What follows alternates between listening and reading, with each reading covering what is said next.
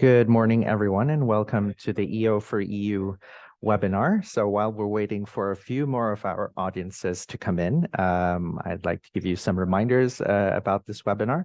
But first, big thank you for choosing to spend an hour with us today.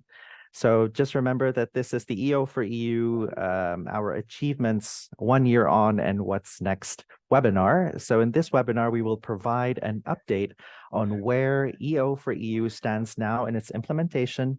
And for the first time, we will present in detail some of the functionalities that can be expected from the platform to ensure more accessibility of EO data. So the webinar will also explore how EO4EU can contribute to wider initiatives such as EuroGEO or Destination Earth and so on. So just a reminder of our agenda today. So we'll start with an introduction from Erwin Gur, who represents the European Commission as well as the EuroGEO in this webinar. We'll also hear from Vasilios Bausis from ECMWF, who is our technical coordinator, and we'll talk about the progress towards the EO4EU platform. And this will be followed finally by our project coordinators, that is Hajif Dimiadis from the University of Athens, and he'll talk about the EO4EU platform, the features, and the timeline. After these presentations, we'll go to a panel where we will have the speakers previously mentioned to talk about some of the interesting things that maybe might not have been highlighted during the presentations. So just a few reminders before we start today's presentation and webinar. So please keep your questions only up until the end towards the panel. We will have some time for your questions there. There is a Q&A functionality in Zoom, so please add that there because in the chat it could get lost. Finally, yes, I just want to remind you that the slides and the recording for this webinar will be available within 1 week from the broadcast. So with that, I think we can start. So first, we'd like to call on Erwin. Erwin, you may begin. Okay, thank you. Thank you all for the introduction. So Erwin Koor, I work for the European Commission Research Executive Agency, and I'm the responsible project advisor for the EO4EU project. So in my introduction, I would like to do a little bit explain why we funded EO4EU and what is the aim we have. So what are the expected outcomes? Just to say that, of course, EO4EU is funded under the Horizon Europe funding scheme. So Horizon Europe is, let's say, the EU's key funding scheme for research and innovation. It's an investment of a bit more than 95 billion euros in 7 years, let's say. And when you look into the work program, we have yearly updates of the work program, or publishing of the work program, you will see that Earth observation or environmental observation is cross-cutting. We do not have a specific place, a single place in the work program where you will see Earth observation, but you find it in different aspects. For example, where EO4EU fits, that's in cluster 6, that is focusing on several topics like agriculture, food, but also environment. And there, together with DG RTD, so the Director General of RTD, so Research and Innovation, we are funding there in specific call topics every year, let's say, consortia that use Earth observation to address specific challenges. For example, it could be last year, for example, we had a call on EO for Health. So we had the One Health challenges, and we saw that Earth observation was not fully used to address the One Health challenges. So we had a dedicated topic on that. We also had topics on the use of low-cost sensors, in situ sensors, and trying to stimulate this, integrating this data into applications, and so on and so forth. And so this is cluster 6, but you also find Earth observation, for example, in cluster 4 in the space and digital calls. So where, for example, the R&D for to advance the existing Copernicus services is funded, and also the missions and so on. And also in cluster 5, you have then in the climate action. So when you're working on Earth observation, that's the message I want to bring. Please look at the different clusters. It's all over. And the other message I want to bring is that as we see EO as cross-cutting, you should also strive to make your advances that you will do in the project let's say, well used, well exploited. And this is also what the call topic on which EO4EU was funded was explicitly asking. So I want to remind you about our expectations. So the scope was really to enhance the access and exploitation of EO data. And EO data means environmental data. So it's not only satellite data.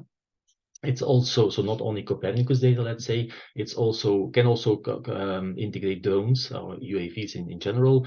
It can also integrate, or it shall, I think, also integrate in situ data and even citizen observed data. So for the issue you want to solve, or what you want to provide a solution, the whole heterogeneous set of data that can be a puzzle into the solution must be addressed, and that's the challenge that of course we need to address. It's very easy to process. No, it's not easy, but it's at least far less complicated to process Sentinel-2 data than taking the whole set of heterogeneous data that users might need.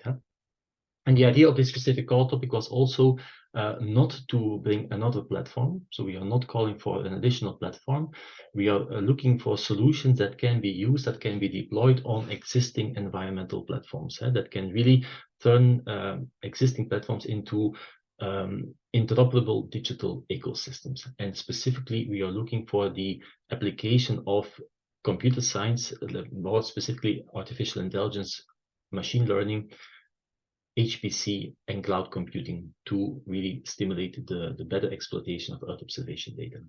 The last thing, and then I stop it up because I think my introduction may be a bit more lengthy than foreseen, but last thing that we really need to see that whatever we do, it's fully used for the priorities of the European Union. Of course, the main priorities, of course, delivering on the Green Deal, that's clear.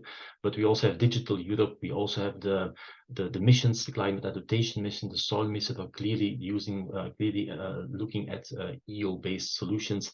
And also we look, of course, and that's a key, let's say, requirement as well from the call topic, is that you should contribute to Destination Earth initiative.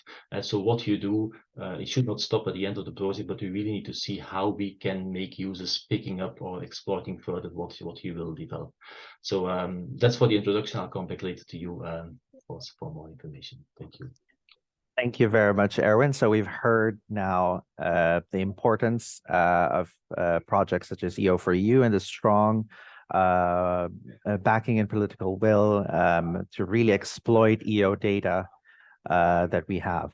So now we'll hear next, and this sets the stage really well for the speakers from the project. So now we'll hear next from Vasilis Bausis from ECMWF. We'll talk about the progress towards the EO4EU platform. So Vasilis, you may start sharing. Okay, so you can see my screen. Correct.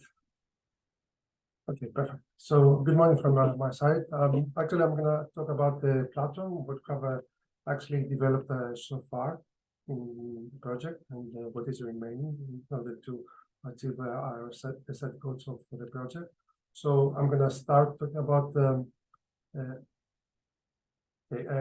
platform architecture and the basic components, and then how the users interact with the platform, and then there's going to be also the nature of the platform, as how we use the existing infrastructure, anti-cloud infrastructure that we use in EO4EU, security components, communication layers, etc. And then how the user interacts, the APIs, the CLIs, and everything else that we're going to be using in the project. And the main components of the semantic annotation and knowledge graph that we're using in order to map the existing data sets and how this can be processed later on with machine learning.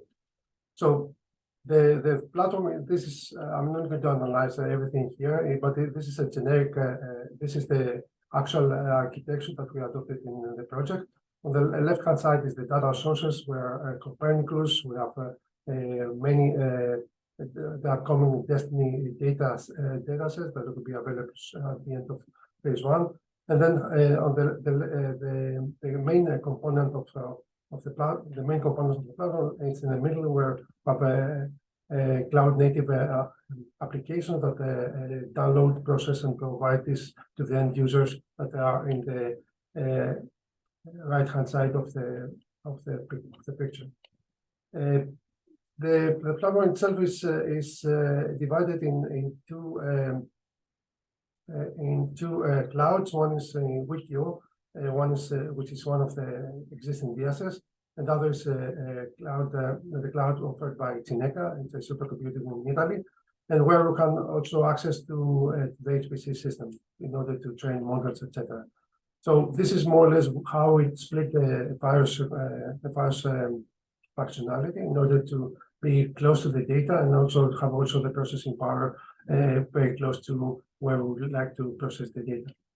In general, we have adopted, because we are talking about mainly cloud infrastructure, we have adopted a way that the security by design. So whatever we do, we make sure that everything is secure and is not, let's say, jeopardize the existing infrastructure, but also the platform we develop.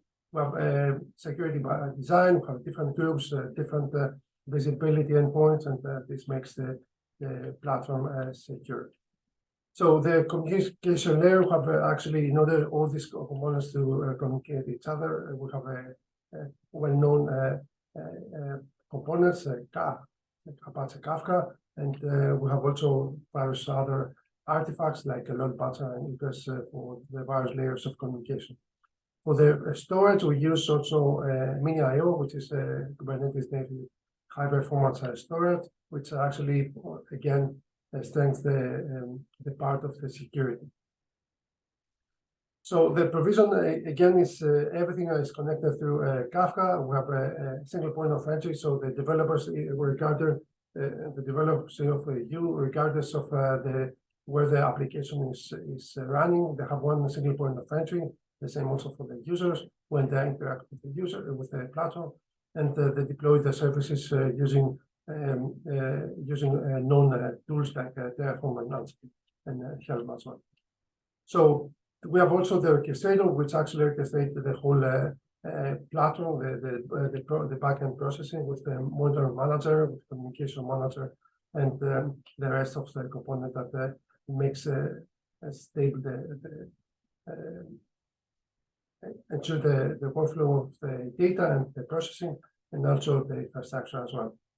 So the one thing that we have also deployed or have already deployed is the observability. So we monitor what is happening on the platform with the known tools like Prometheus and Thanos, and the visual interface with Grafana. And all this actually give us the opportunity to know what's happening on the platform. The same with the logging infrastructure. We have different in order to know exactly what's happening with the application, and we have also open search for persistent storage of the logs and be in a position to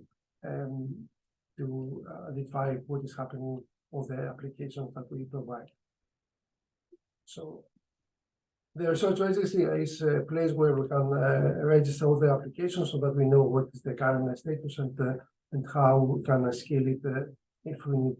There are some needs for scaling the platform, the backend of the platform.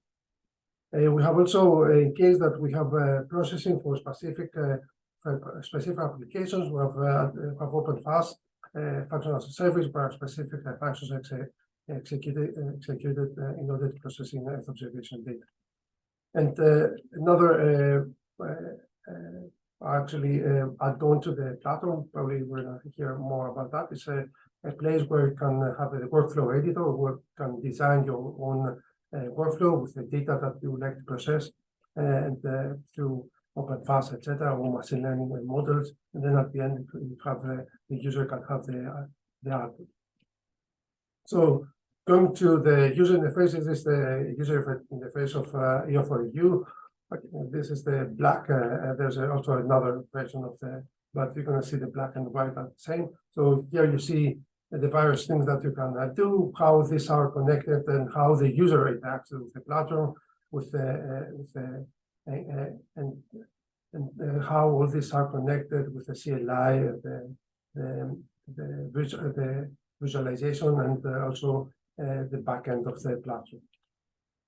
The backend for the authentication, we use a standard open source key log that is matched to, and that is represented, as you can see in this slide, the users and the groups that can be managed through platform. So all these are mapped to the platform, and then you can define groups, applications, as you can see here. With you can create users, groups, and also applications that are available to the backend and also to the end users. So the dashboard, going back to the dashboard, is the main entry point for the users. They can have the workflow editor, you can have the knowledge graph that we're going to see later, and also the XVR application, and at the end also the access to the Elasticsearch, the storage, S3 bucket that we use, and also the global store records.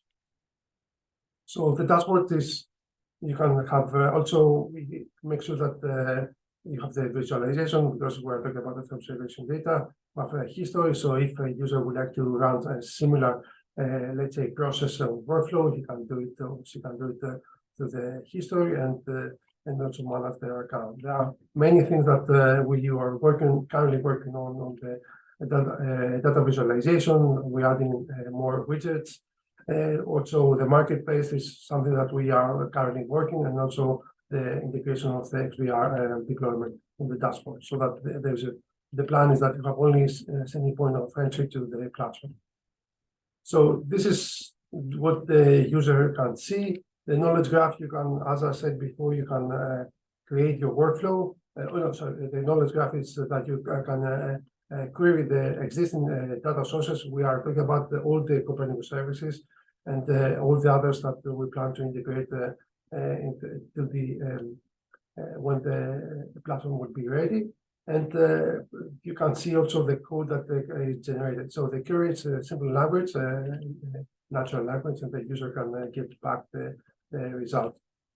So the workflow editor probably is going to be shown later. It's the entity that you can create a workflow. You can define the names, what you want to query from the platform, and also the metadata. And at the end, you have also get the code that you can download and process the data.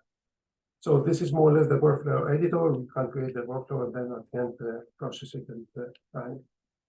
Due to the time constraint, I'm not going to go through, but I have this slide here that we can show what are the interactions from the workflow editor and the backend till the user gets the data at the end in the data visualization component of the dashboard. So again, we can, with the data visualization, you can have access to the storage, the S3 buckets. You can list the data, you can visualize it, and you can see the results later on. Again, it's a work in progress. There are many action points that will be added and currently being added to the platform, and then they're going to be complete soon. This is some visualization about some pie charts and bar charts regarding the data that can be retrieved from the S3 bucket. Soon there's going to be also visual visualization of the Earth observation data and the process data. And this is the CLI, and the equivalent of the API that actually demonstrates the functionality. And the same also, the API is compatible with the OpenEO API, and this is actually one of the key strengths of the platform, that actually it's compatible with existing standards.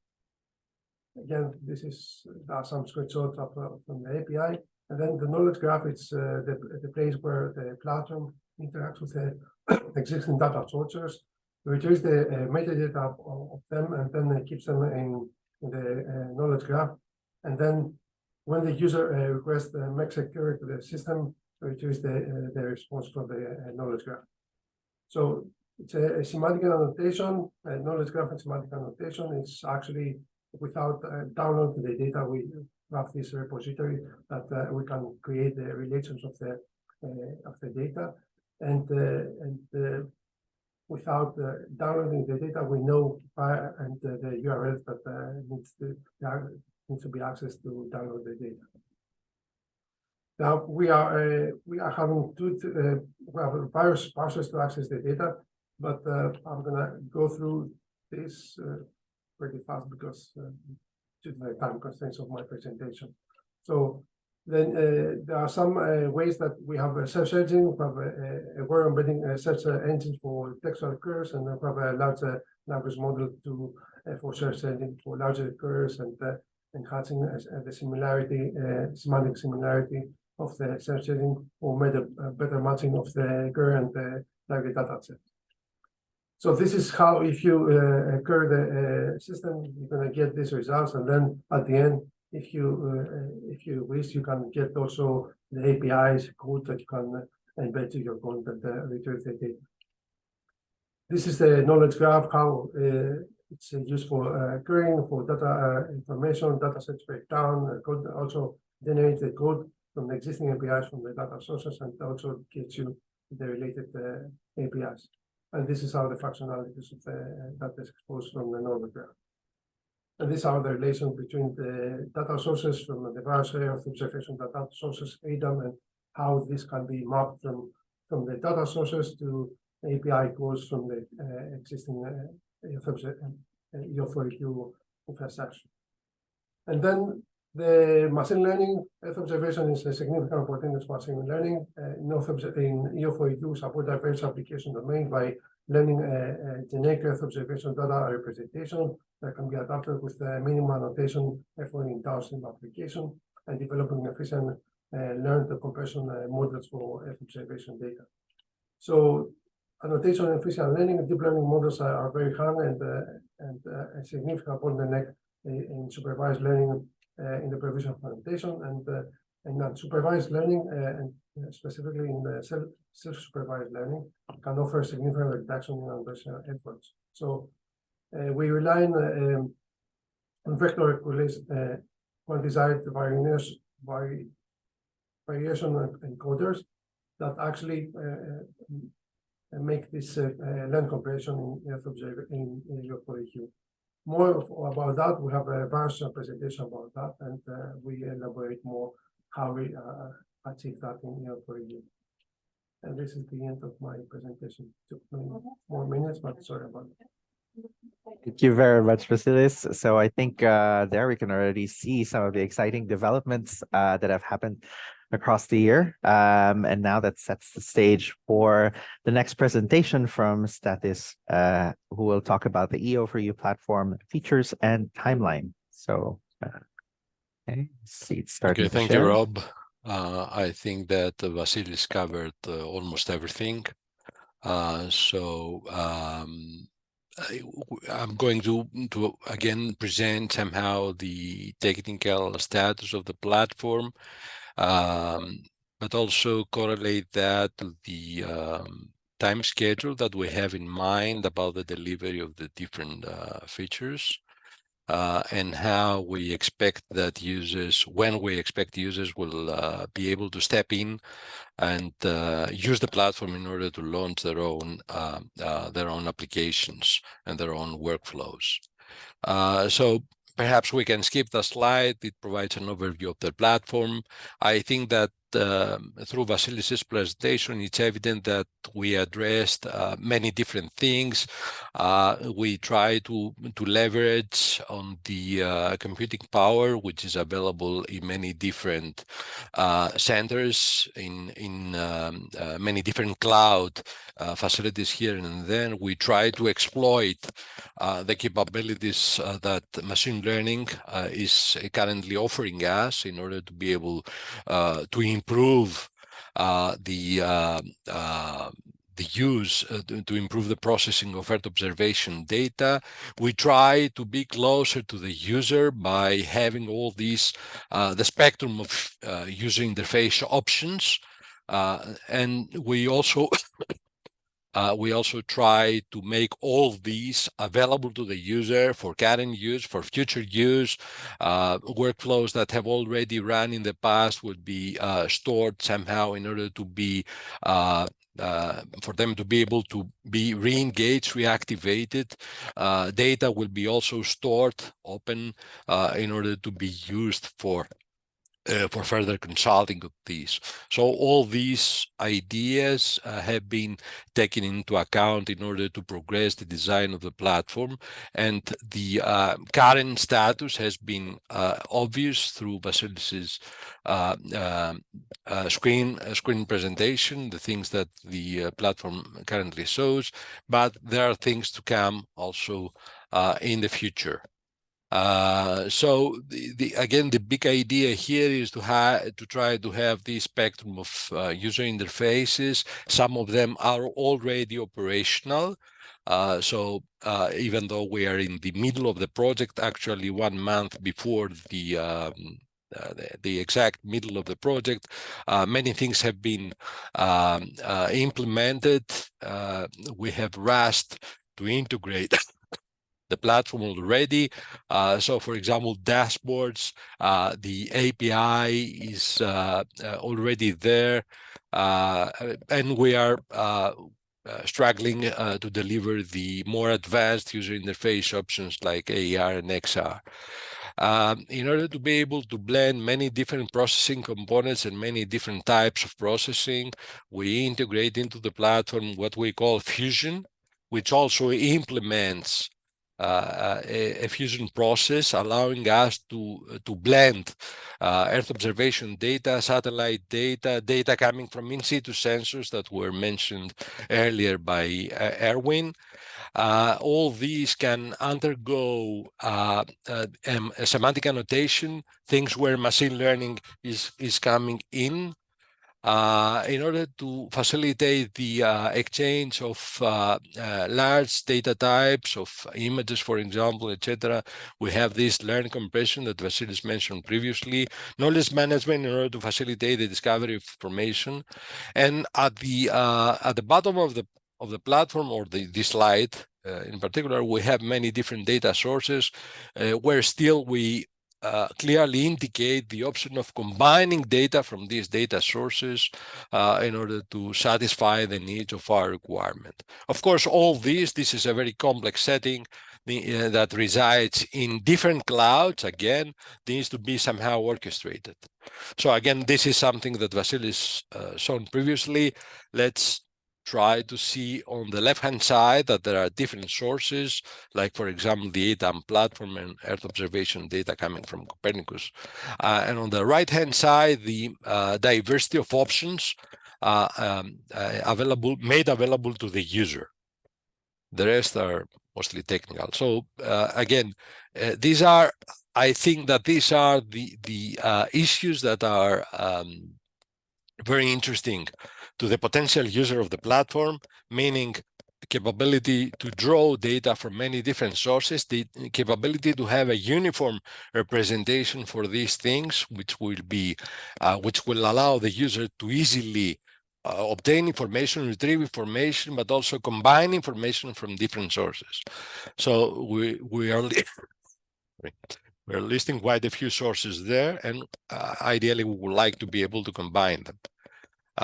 Again, this is greatly facilitated by an knowledge graph, which allows the right representation towards the platform, which allows the more easy searching for data and more easy correlation of data from different sources. Then we have this intelligence that the platform is trying to provide, which is integrated into one single stage, let's say, of the workflow processing that we're doing within the platform. We have a fusion stage where many things can happen, data, and this is already implemented. Data can be properly adjusted in order to be fed into subsequent stages. Data can be combined, data can be somehow cleaned, etc. And then we can fuse this SSL thing, the self-supervised learning that Vasilis mentioned previously, in order to be able to detect, to label things out of the original information, or better, the fine information as it comes out from Fusion. everything that we have already said, I have already discussed there, has already been implemented and is integrated into the platform, at least the version A, let's say, that we have in our hands. So again, something which is of great interest to the user is the front end. Front ends are the customer-facing part of the platform where the user will finally end up trying to retrieve data, but also trying to organize the exact workflows that he's in need of. So here, with the diversity of options that we're offering, we can, of course, facilitate decision making. We can provide real-time analytics on the different things that the user would like to see. Processing of the refined data or the fused data or the data that went through the machine learning component can be abstracted, can be aggregated, and can be presented to the user. And of course, we have one important asset of our platform is the fact that we would like to have these geo-reference data visualized on platforms like virtual reality, but also augmented reality, where things can be fully contextualized. Dashboard is the what we currently have already, and the rest of the thing. This is also another thing that the user should be that should be visible to the user. The user is expected to make great use of that because it shows what has been done in the past, what are the components that are already there. So the user is like, it's a marketplace, basically. So the user can easily select the things that best suit his needs. Sorry about that. Should the needs of a particular application that he's trying to implement, and then try to combine things. There should be enough information, meta information, that is trying to indicate, for example, component A, which is intended to be used in stage 2, for example, of our processing, has this input, has this output, and this is somehow has been tested in the past. Perhaps we can have a ranking scheme there about the actual usability of the thing, or the confidence on the results that these components would finally deliver. And this can be somehow integrated into a new workflow, or a workflow on its own can be used and activated at a later stage. So this is, again, the view of the platform towards the user.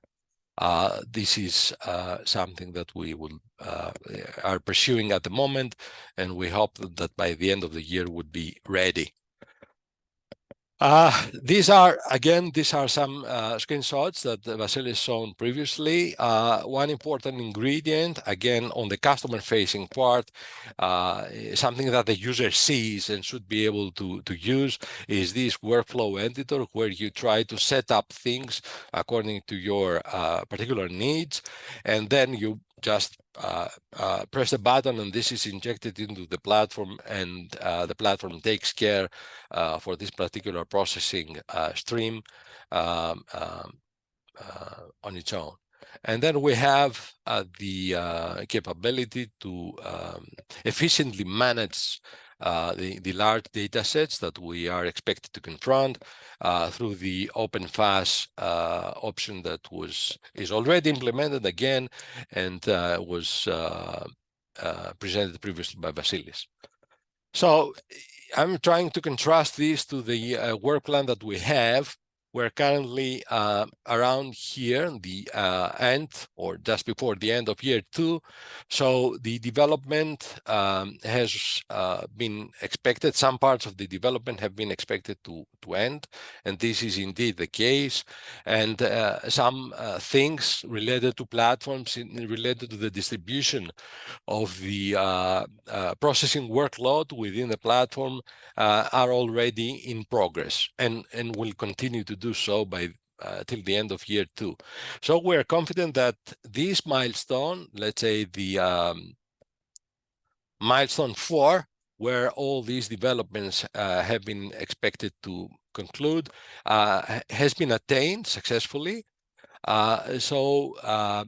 A lot of functionality is already there, and it is our plan to be able to provide that, to somehow open that to users till the end of the year.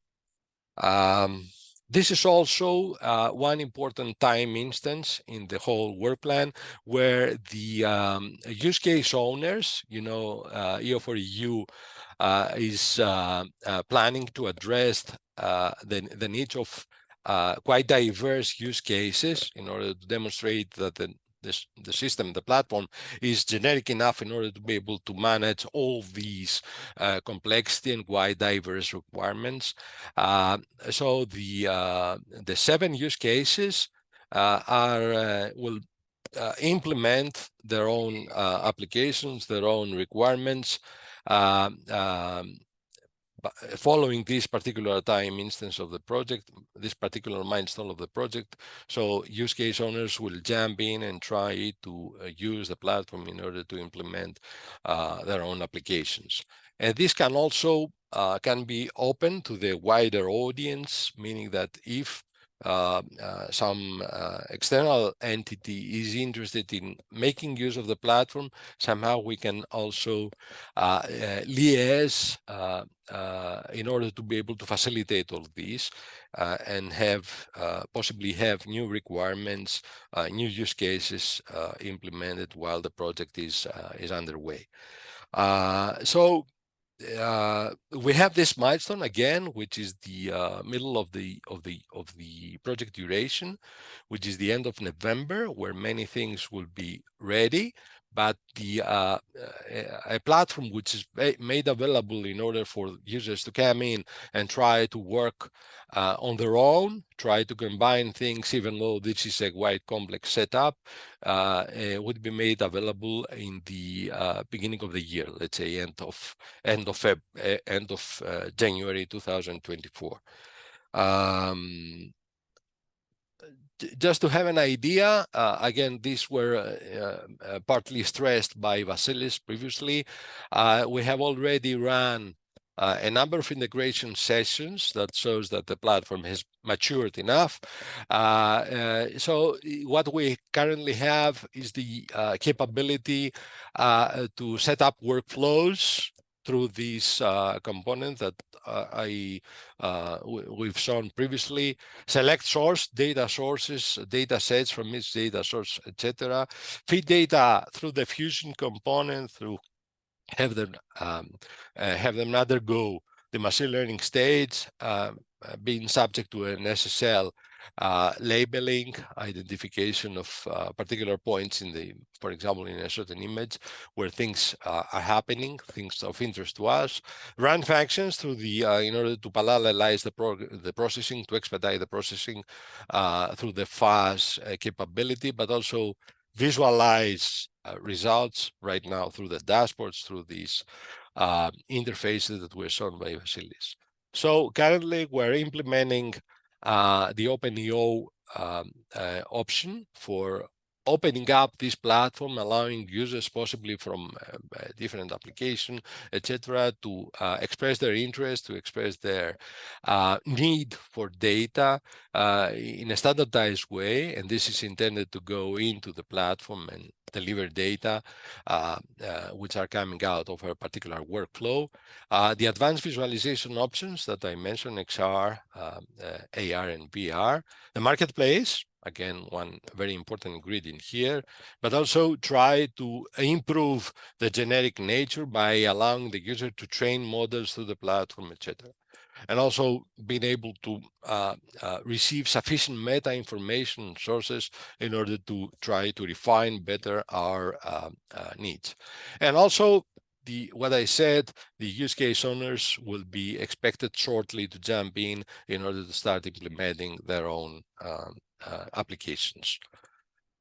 So just to, sorry, there are some question marks here. not my intention to just to have an idea of what's the diversity of the application that the platform is finally supposed to be able to serve. So we have personalized health services, ocean monitoring and better planning for ocean voyage, food security, the climate change and forest ecosystems monitoring, again on the same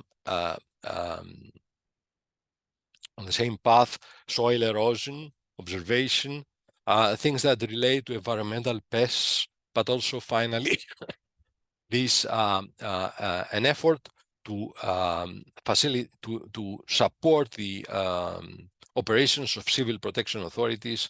For example, in Italy and in Greece, every summer we're experiencing more and more fires. So this is something that we would like to support through the platform. This can somehow be done. I'm not going to go into the details, although I have them present in my slides about the platform. So basically, this is it. This is an idea of what has already been done and when to expect more things, and possibly when to expect that the platform would be available for, coming in an experimental framework in order to use things that we have already developed. Thank you, Rob. Back to you. Thank you. Thank you very much, Stathis. So you've seen a lot of the potential applications there. If you're interested in our use cases, have a look at our website. We have the use cases there. And if you want to see more in detail, we did a webinar on use cases several months back. So just have a look at our events section. Now, before we move on to the panel, so I invite now all our participants, if you have any questions, please put them in the Q&A section. But meanwhile, maybe we can already address one of them, which you've already addressed part of it in your presentation, Stathis. So Artur Krukowski has a question on when the platform would be published on the project website, which you mentioned indeed end of January, we would have access available there. But he asks also about whether both raw data and the web service interface to both the raw and processed EO data would be available. So maybe you could just give an idea of what can we expect at the end of January, and maybe if there will be any future additional functionalities, maybe more towards the end of the project lifetime. Well, it is our currently it is our plan to be able to provide all these things that were presented in my presentation by the end of beginning of the year, end of January, better. So we intend to wrap the whole thing, as I said, with open access, open EO, with all these visualization options, etc.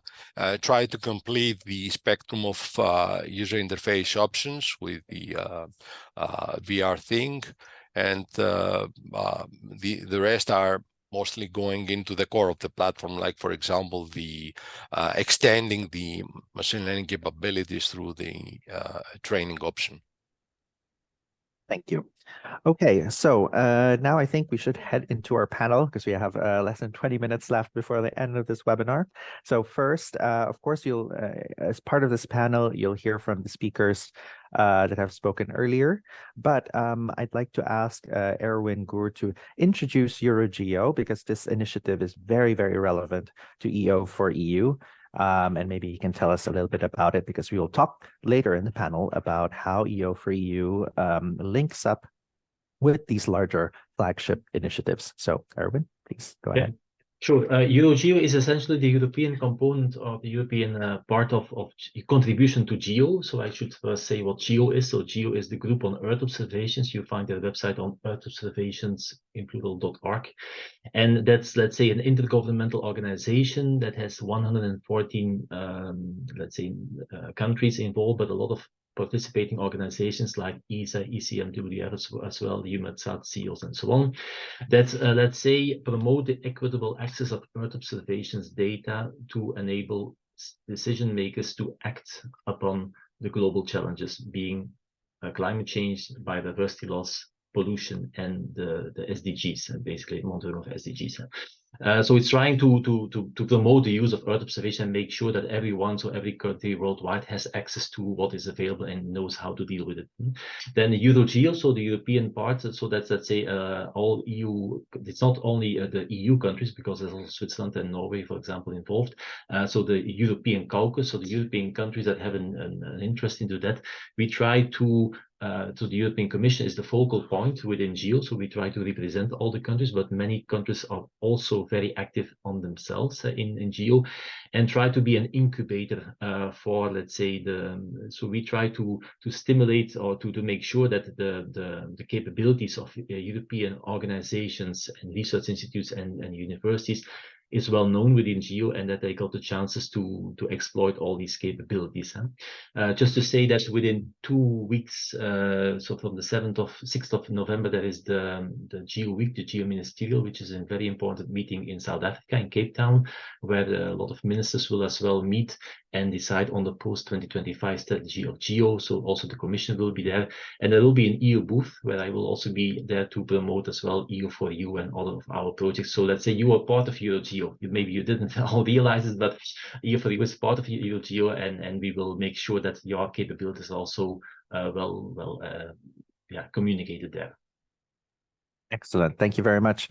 So we've seen how EO4EU could really be used by a diverse set of stakeholders or potential users. So we've heard, its importance for policy making. We see the initiatives such as EuroGEO making that happen. We've heard earlier from one of our audiences who's coming from a company, so there is active interest also from the private sector. And in fact, one of our use cases in EO4EU is specifically benefiting that, how to improve the processes of a company using EO data. And of course, there's research in academia as well. And in fact, the composition of the audience today is essentially around that. So, however, there are a lot of barriers still remaining today that prevent these various stakeholders in exploiting EO data. So what do you think these are in your experience? Why these diverse stakeholders still aren't able to use Earth observation or access them? Is there anyone that would like to start? Well, I can start.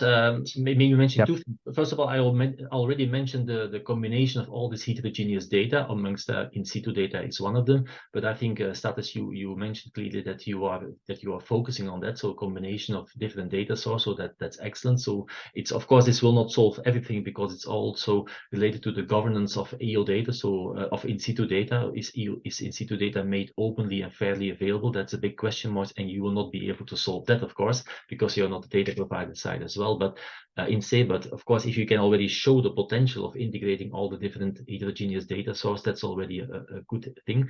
But for me, the main barrier is that we face today is the silos. So we have a lot of people, for example, working on using EO for agriculture. They know each other well, but we have other people as well working, for example, on fish monitoring, fishing activities, more the marine, the ocean side. We have those working on biodiversity, on health, urban, whatever, name it.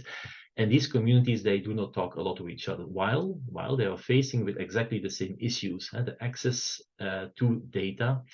And for example, if you look at the use of Copernicus data access ecosystem of all the different platforms, the many platforms we have available, all the communities are facing with the same issues again and again, and are all trying to solve the same issue. So a better cross-fertilization between all these silos would definitely help.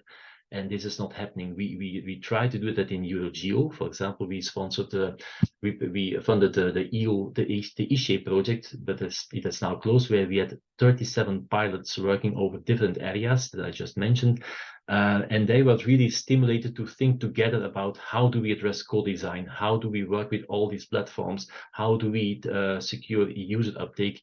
And this happened, of course, but it should happen at a much more broader scale. And this is also a warm call for all the 7 use cases involved in this project to talk with each other, to share experiences, and to try to break down these silos. Thank you. So I'm hearing technical issues on that for integration of data, but also policy-wise, and that aspect is something that has to be resolved. Any other views from the panel on other barriers that may prevent the uptake of EO data? Yes, Vasilis? Yeah, I would like to add actually to what Erwin mentioned before. EO4EU responded to a call for the Copernicus services uptake. So our approach in this particular project was to make all this data, all these silos that Erwin mentioned earlier, Copernicus services, everything, or also injecting in situ data, more accessible. Meaning that we would like to we address wide spectrum of users, so from simple users to experts. So this is not a simple task. This is something probably that is one of the key denominators of most of the projects, most of the existing, let's say, initiatives. How you can all this wealth of data that's coming from satellites, from services, from you name it, can be accessible and be used by users, European citizens, and more than European citizens. But this is one of the key problems, that because we are talking about petabytes of data, we're talking about lots of useful data that probably it's a huge undertaking to make this available to the end users, or also discover this data from the end users. So this is what we are trying to achieve also with what we have presented today.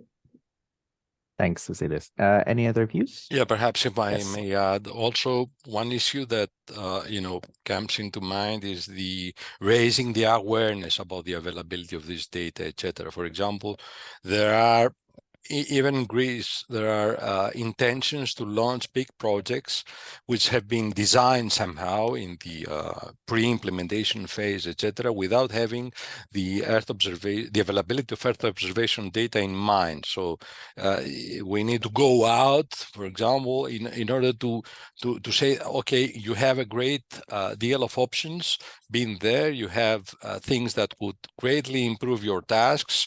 In the project that I had in mind relates to digital agriculture, to smart agriculture. So the initial planning to absolutely no account of the availability of Earth observation of EO data. And this is something that we need, at least the entities that are somehow involved in this thing should be able to facilitate, should be able to provide more information to other communities in order to be able to exploit this very important source of information. Apart from that, I would also like to stress that perhaps the easiness of a particular platform, the thing that the user wants to see in order to improve the processing, in order to easily get the data out of the platform, etc., is also one important, a very important catalyst for the uptake of Earth observation data. And this is something that we had in mind from the very beginning in order to be able to support this vision.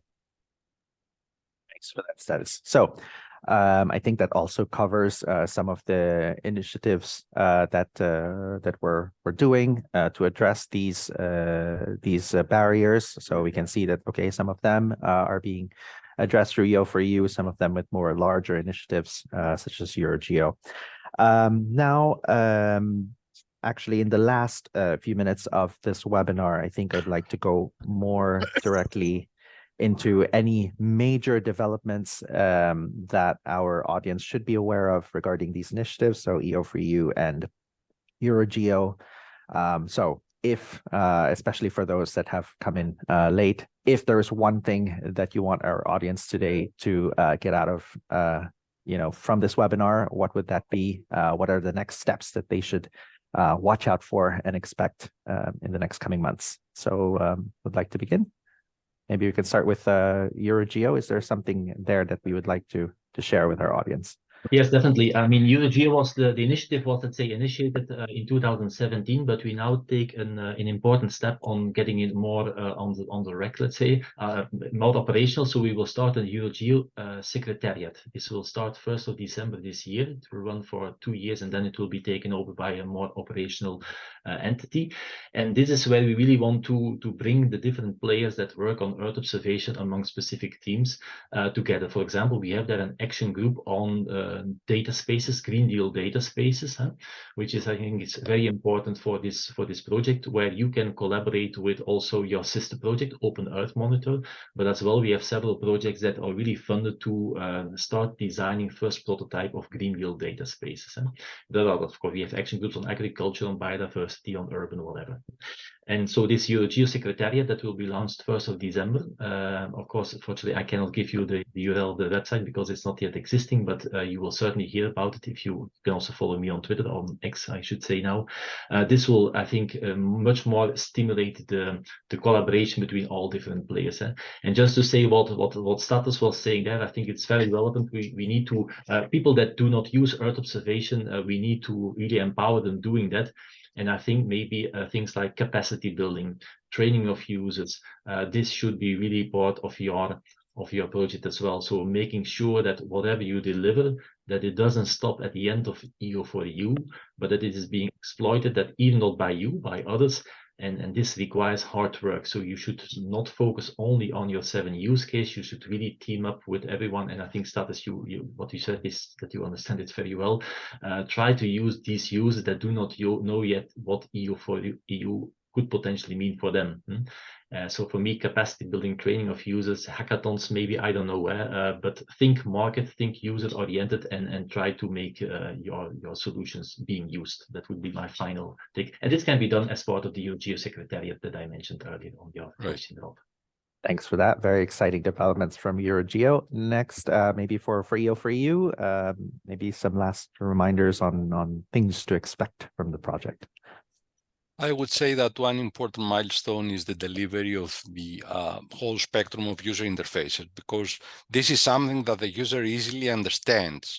Users are not into the, do not understand a lot about the technicalities, about in which cloud things are running, etc., how the whole processing load is being distributed, etc. But if they can visualize, for example, in the field, some information which has been subject to extensive processing previously, that would be a great benefit, very convincing thing for them to try to adopt the technology, the system, but also the broader ecosystem of Earth observation data. So I would say that when we will launch this full capability, that would be an important step.